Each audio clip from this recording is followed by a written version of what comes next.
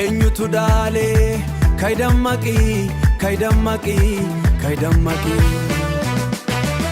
yaa qeerroo koo tiksee handhuura Oromiyaa Finfinneen dhiiga kee laatiin Oromiyaa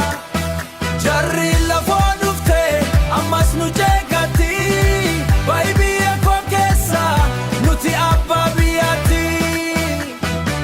handhuurri koo Finfinnee madda gootumaa eenyutu si dhoowwa Oromoo abbummaa abbaa biyyaatti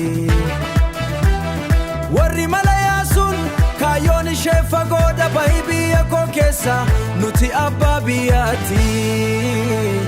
amma dammaqeera qeerroon koo kan bilisummaa lafa goonni dhiigee harrumni qotu Finfinneen kan keenya eenyuyyuu hin dhalatu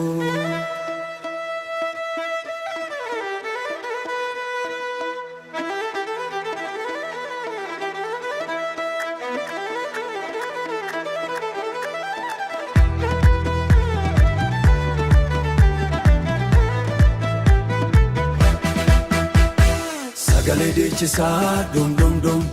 bilisummaa uummata Oromoo qarreen kaa'ee goota dhiisu mirgi keenya nu haa deebi'u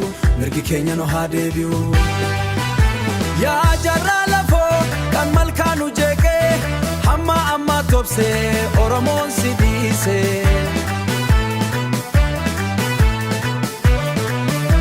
ammatti dammaqnee keenyaaf jennee Finfinneen tiksinaa gootummaa keenyan dabarree